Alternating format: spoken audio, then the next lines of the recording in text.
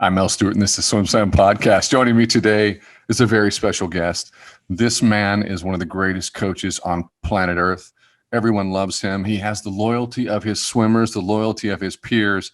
2019 Pan American Games U.S. head coach men, Pan American Games team USA head coach team women, 2013 World University Games head coach women. He's a SwimSwam National College Coach of the Year, SEC Team Champion Coach 2020. Today we have Matt Kredich, head coach at the University of Tennessee. Hey, buddy. How you doing, Mel? It's good to see you. Thanks for having me on.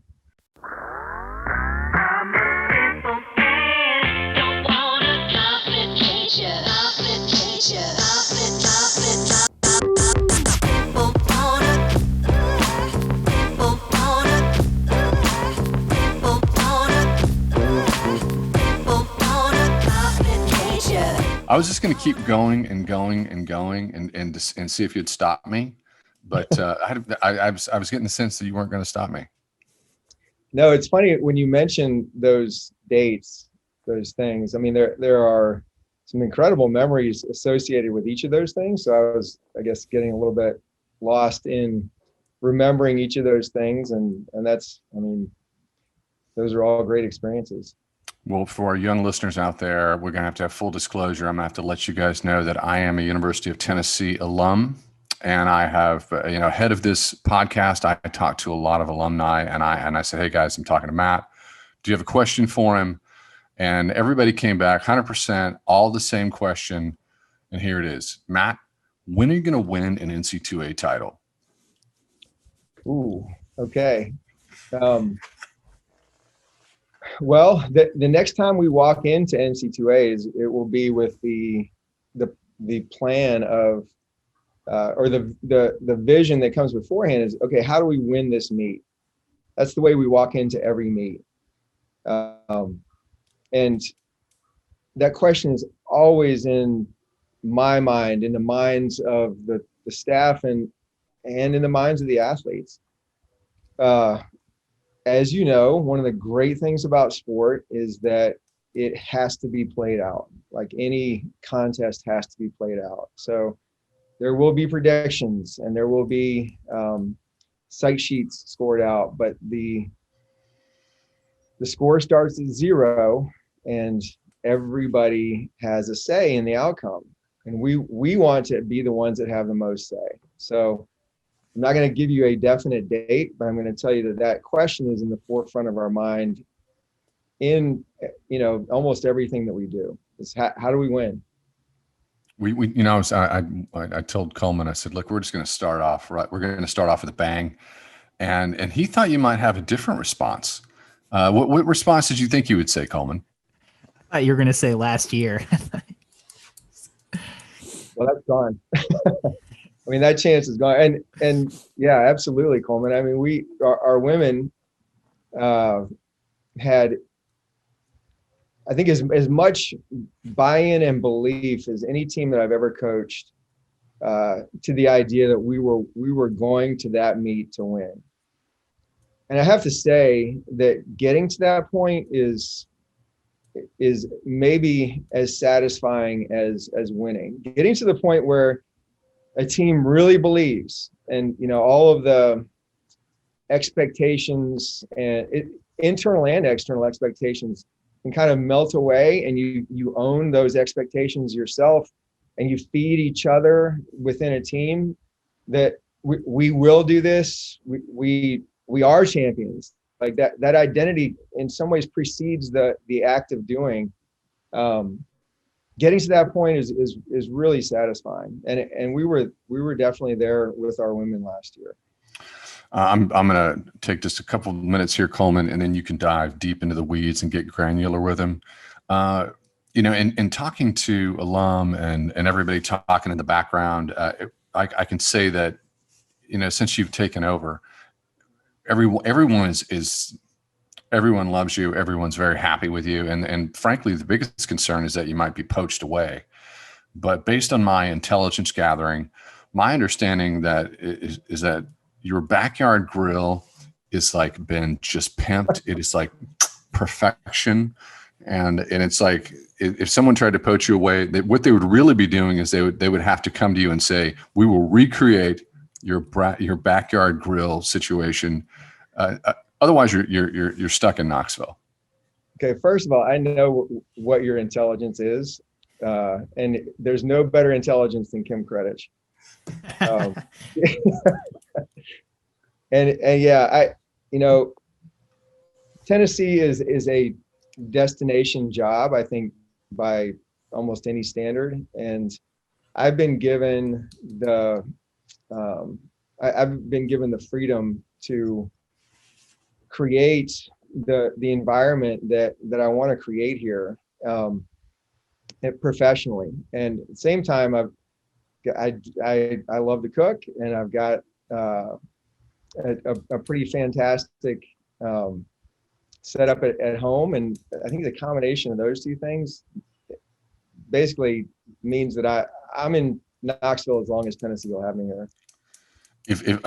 Before we get chlorinated, what is your go-to grill situation? When is it? I mean, are you pulling out the 20-ounce ribeye? What's going on in your backyard?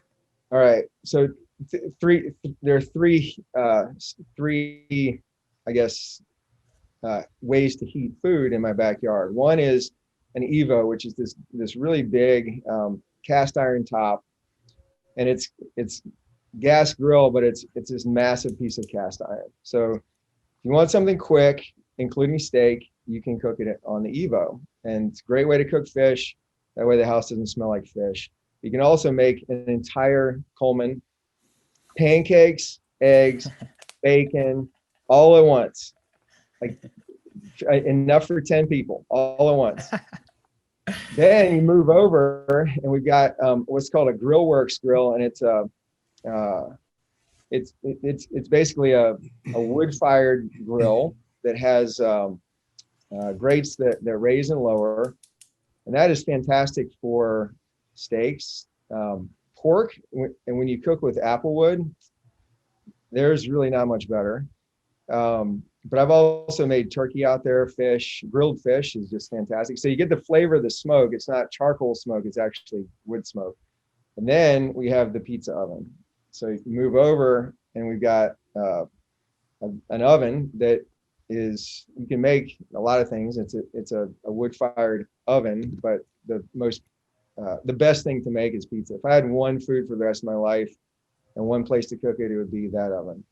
Pizza. Okay, last question. I'm pushing off. The last time we were in Knoxville was for the ProSwim, and it was you guys hosted a great ProSwim.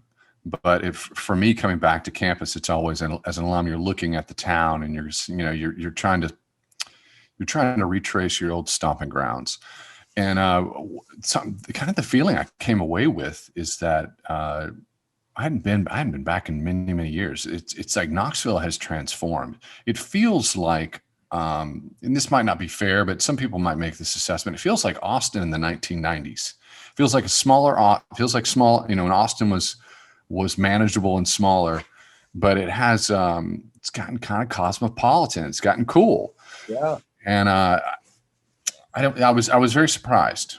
I didn't expect that. And it seems like a great place to spend 4 years. It really is. And I don't have a much of a memory of Austin in the 90s, but I can tell you that Knoxville is really accessible.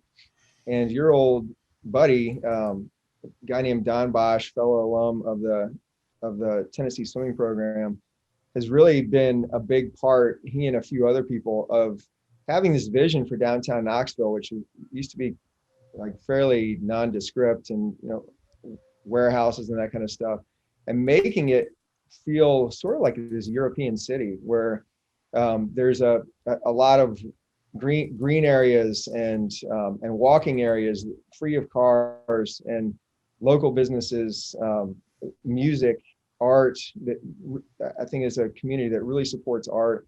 And we've even, I have to say, I think we've sort of co-opted one of Austin's, instead of keep Austin weird, we say keep Knoxville scruffy, because in the 1982 World's Fair. Somebody from the New York Times came and wrote that Knoxville's a scruffy little city, and he didn't really mean it in a glowing sense, but that's a pretty awesome description of like what you can find.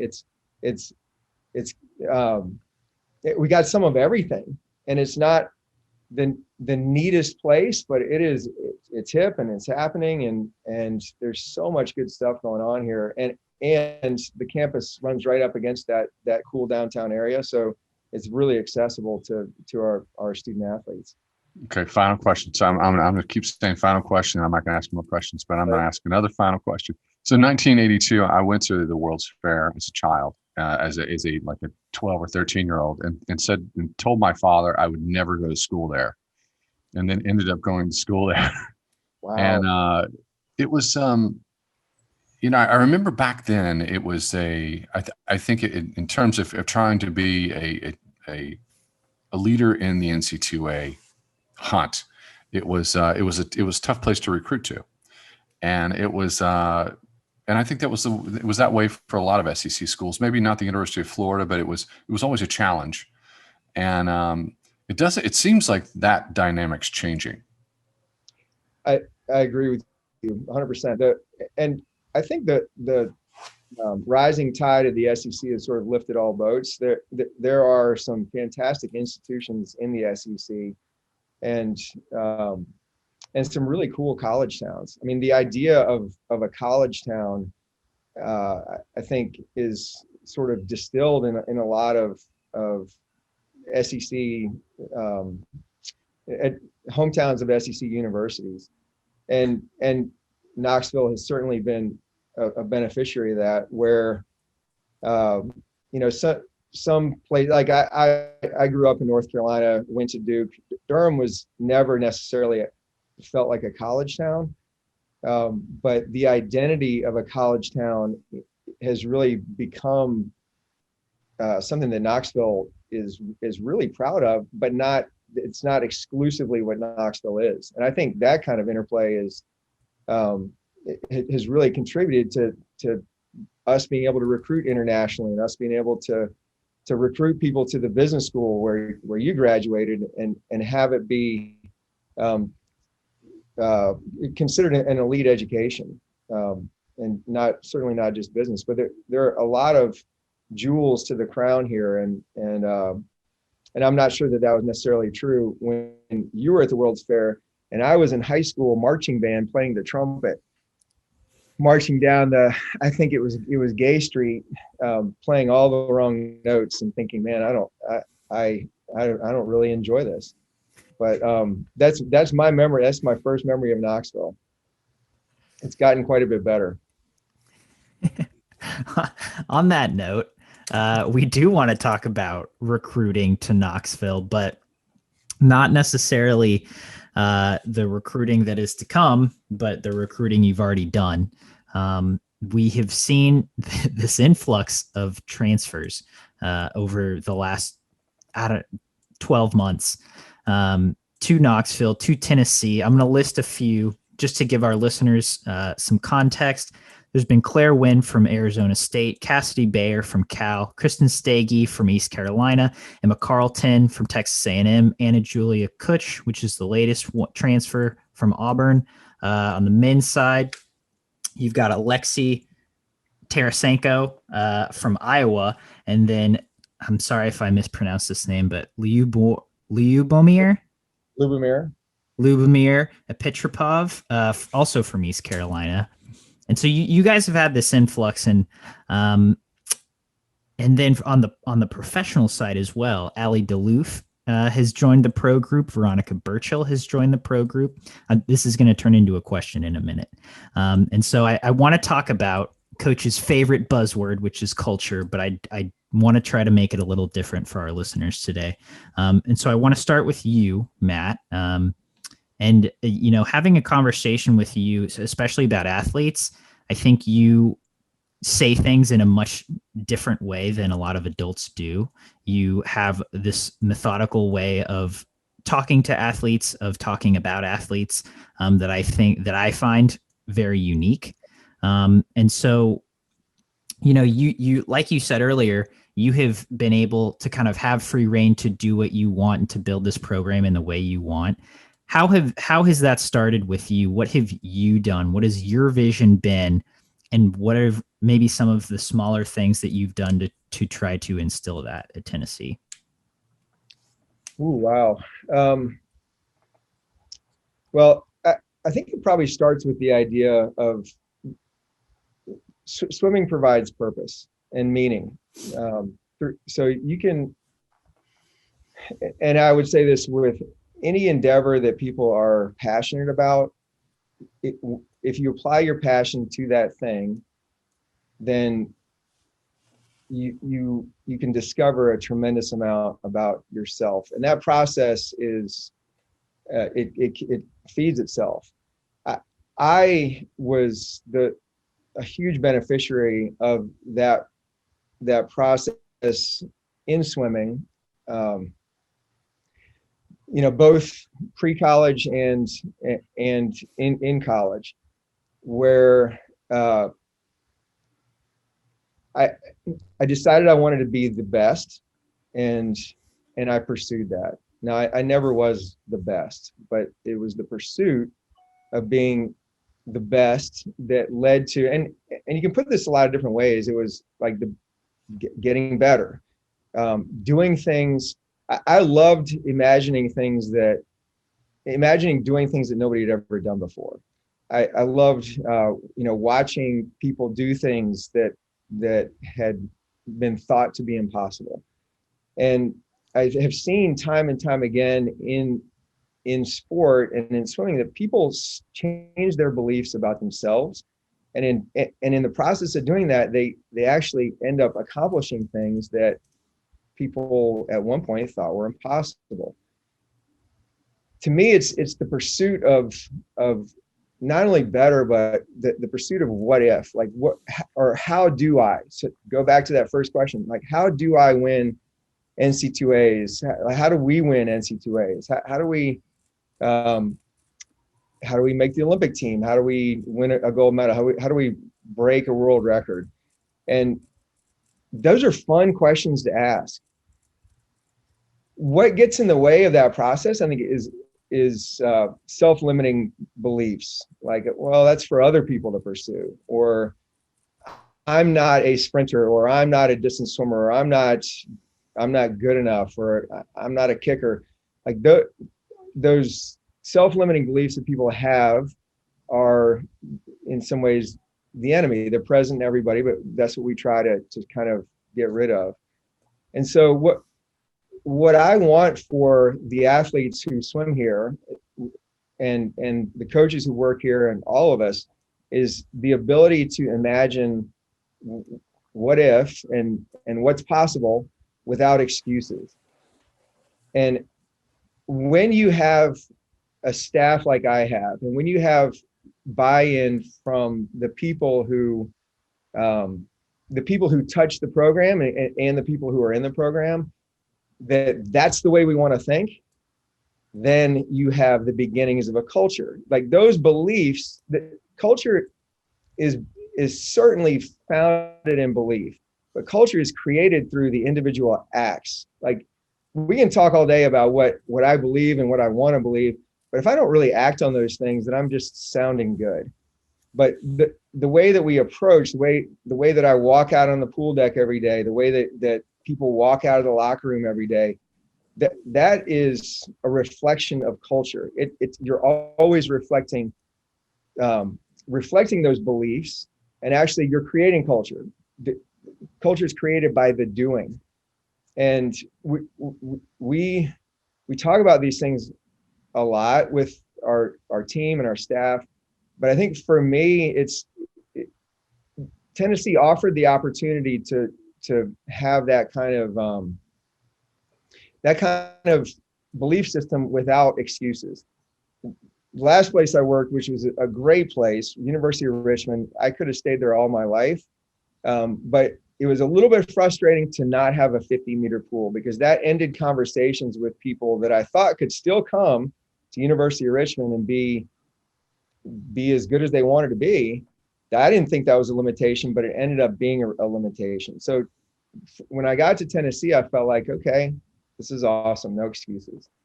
And that's the way that I think I proceeded. But I can't say enough about the people who have taught me along the way, like the staff that I have gotten a chance to work with, the people that I've had in administrative positions, and my gosh, the athletes that I've worked with have been extraordinary in their willingness to embrace and remind me that what we're doing is pursuing things that haven't been done before.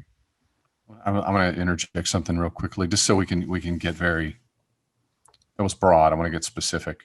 Your relationship with the coach at the elite level is incredibly personal. It's like you have a second parent.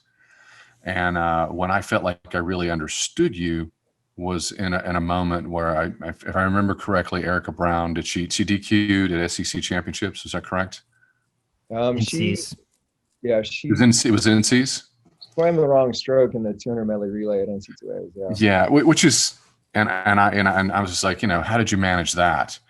And your response floored me, because I came from an old guard situation where I got screamed at, spittle flying in your face. But your response to me was, well, Mel, we needed to let her feel it so that she could experience that moment, so that she could get past that moment. You weren't concerned about points. You were concerned about her head, where she was at, and how she could process that. And I was blown away. I'm like, this is the way it should be. And I felt like I really knew you in that moment. Do you have other examples where you've had milestone moments with athletes where they needed to process something positive or negative, and you were helping them get through that? Yeah, thanks for reminding me of that. I feel like every season is filled with those moments, and that's what keeps me coming back. That there are obviously no two athletes that are the same, and even experience basically means that you have the ability to see patterns, and sometimes that can be really helpful. Usually it is. Sometimes it's not helpful.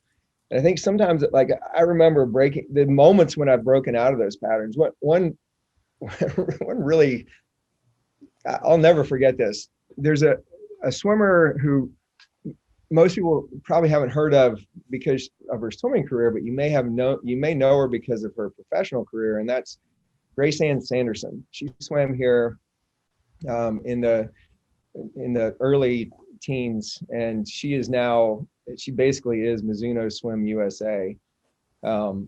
And she was a good swimmer coming out of high school. She's from Nashville and had quite a few injuries along the way, like a pretty troublesome knee. So that by the end of her career, best times were hard to come by. But here she was in her senior year and swimming in a last chance meet, and this was this kind of beautiful moment because she knew it was her last swim. She didn't have any thoughts of making NC2As, but she was going to, in my mind, this swimmer had been through so much. She'd given so much to the team. Teammates adored her. She's going to break 150 in the 200 freestyle. So, and she was ready. So she got up and went out in like 53, and then turned at like 121 at the 150. And I'm like, she's going to do it. Here she comes. She's coming home. And the team is all on the side and they're cheering for her. I mean, you've been to the pool, and she's breathing to the right and she's breathing to the right. And wait a second, she's slowing down. And she's breathing to the right in the last 25. And she's seeing the team with their arms up in the air. And what the heck is she doing? She's slowing down. And wait a second, she's smiling. She took her last 4 strokes so slowly, hit in like 151 or 150, did not swim best time. And I asked her afterwards, okay, that was awesome. You know, hugs all around. This is your last swim. What happened in the last 50? I thought you were going to go under 150.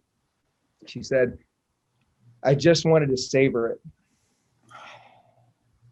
Like she said, this is the last time I'm going to swim. I didn't want it to end. So like that, those kinds of things, and for me, like there's half of me that was kicking myself, like, how did I not get her ready? She could have gone 149. And of course, after she says that, like, I feel like an ass. Like, why do I care about the time if she doesn't care about the time? And so that, like, I'll never forget that moment. And I think we have a lot of moments like that. We just have to be there for them and help the athletes see that for what it is. I mean, kudos to her too for dropping that idea that I have to swim best time and just immersing herself in the moment of, man, this is what it's all about, swimming for my team. And I mean, that's a great point to bring up, and exactly what I wanted to hit on next was that, again, I think you have a unique way of communicating with athletes. And, you know, I think a lot of coaches would be like, well, what the heck? You know, you slowed down your last 4 strokes. And like you said, it's a hard hurdle to get over as a coach, to take a step back and say, okay, this, like, that was an amazing swim, and it wasn't because that athlete won a best time. Have you picked up other things about communicating with athletes, you know, about their swimming, about other things? I mean, how have you evolved your method of communicating with athletes since your time at Tennessee and maybe even before? Well, I mean, I want to believe that I'm continuing to get better at it. I think there are a few formative realizations that I've had that are that I think just lead to a philosophy of communication. One is that, and I so wish that I had discovered this earlier or come to this realization earlier. Anger is not a very useful emotion in communication at all. And I'm a little bit ashamed to say that I used to use it more as a weapon. And it's so, I think, destructive for a relationship between a coach and an athlete. It almost always comes out of sort of an inflated sense of ego on the part of the coach, or a lack of presence. So if an athlete's angry, then, you know, people are kind of wired to sort of mirror the emotion of the other person. I think it's great to feel empathy. It's not great when you're dealing with anger. So I've come to realize that, unfortunately, you know, through just reviewing the day every day and saying less and less frequently, okay, was my anger helpful? And the answer is always no. It's always no. So that's one thing that has taken time, I think, to realize. The other is going back to Kim Kredich, my wife. She is a choral conductor by training, and she is this incredible, like, conducting is this incredible physical activity, where, imagine the chorus or the orchestra is, they're not just watching the conductor for the beat. They're watching the posture, the breathing, the attitude, and they're absorbing all that. And way back when I first started coaching as a head coach, this is around the time that I think we won our first conference championship when I was at Brown University. We were hosting the meet. I came home and she said, you know, your body language is not good. And she said, what I can tell exactly what you're thinking when you're talking to an athlete, and they feel the same thing. So I know that you're feeling frustration for them, but they interpret it as frustration at them. So be aware of your physical presence, be aware of what you're projecting all the time, and and know that it has an effect. So the next night we had a kind of a difficult, we weren't great, I think, in the final session. It was maybe day 2 of a 3-day meet, but she was in the stands and I was smiling the whole time. I'm smiling and saying, great job, you got this, great job, you got this. And she always reminds me, I'll never forget either, like I looked up at the stands and said, how am I doing? And she's like, you're doing great. So that image is one that was really formative, that as a coach, I'm always projecting something. And I want to make sure that that is being received in the right way, and that I'm not projecting my own insecurities, frustrations, anything on other people. And I'm not going to tell you that I'm good at it, but at least being aware of it is, I think, allows me to be a better coach. Coleman, let's bring this to what's up and coming. It's this has been the weirdest year in the world. You've managed it well. You guys have even produced some great media. But it's I saw this video with, I forget what the title of it was, but I watched it like 5 times. I loved it so much. I showed it to my wife. But it's been an unusual year, and it's really tested our patience and our mental health. So how are we managing this as we're moving into this championship season? Well, I have to say, I'll go back again to the staff that I have. So Lance Asti, Rich Murphy, and Dave Parrington, our diving coach, work with our men's team primarily.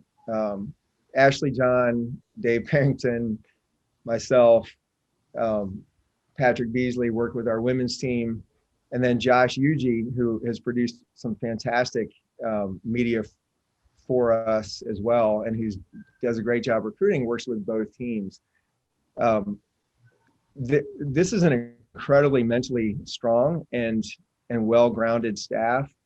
And I think that I can't say enough about the job that they and Greg Adamson, our strength coach, have done in providing, when the athletes show up to the pool every day, they want consistency and they want stability. And I think our staff has done a great job providing that. Beyond that, I have to say our senior leadership has been tremendous throughout the whole program. And these guys, I think what you want most from seniors is that they look at their last year the way Graceland looked at that last swim, that they want to savor every bit of it. And I think everybody had to go through this idea that, this isn't what I thought it was going to be. But then they came to the idea, well, maybe this could be better than I thought it was going to be if I give it a chance. And because they've done things like, they have gathered a lot less indoors. And whether that's parties or just get-togethers, they haven't done it. What they've done, though, is they've gotten outdoors more. They've spent more time with themselves. They've spent more time on themselves. And they've communicated that really well with each other. And they've done a great job sharing and just staying together. So, 1 week before the women's meet and 2 weeks before the men's meet, I feel like we are, it really feels like the walls are closing in at times, that the new variants are coming and people are protecting themselves, still will end up getting it. But I feel like we're in a good place. And I know that the sense of accomplishment that people feel right now is fueling just getting through the season feels like a win. And so that's fueling what we have left, I think. And at least I hope that it is. It feels like it is to me. Yeah, I'll jump in here. Unless, do you have a final question, Coleman? Go ahead. It's I just wanted to say this. What was the name of that video? Because I loved it so much. It'd be cool to drop that link in here. Do you remember that? The one of me dealing with quarantine. Yeah. Yes, the quarantine video. We got to drop in the quarantine video because everyone on Earth who cares about swimming needs to see this video because it was legit on your website. Entertaining. Yeah, we'll find it. Okay, we'll find it. It's okay. lot of we're down to 2 minutes, and I want to ask this question. I'm sure we're going to talk to you ahead of the summer, but just selfishly, let's talk about butterfly. Erika is moving into the summer with a very frothy. It's going to be a tough final. How do you manage that? Because you've got a star on your hands. Yeah, I mean, this pro group is just fantastic, and so the ISL, I think, provided a lot of experience and fuel in some ways for the push to Olympic trials and then to the Olympic Games. The great thing about Erika is she does more than one thing, and she also doesn't believe that she needs to focus just on the 50 or the 100 or the 200 or the 100 fly. She wants to go to that meet and race and have a great time. She gets a lot of support from the other pro women that are here, and in turn gives it as well. So we just want to walk into that meet, I think, with this belief that we can do exceptional things, and with this reminding ourselves that we love to compete, and it's definitely a group that loves to compete.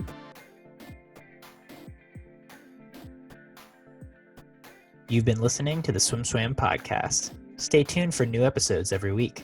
You can take SwimSwam podcast on the go by subscribing on your favorite podcast platform. Look for links in the description below, and be sure to subscribe to our YouTube channel for more videos as well.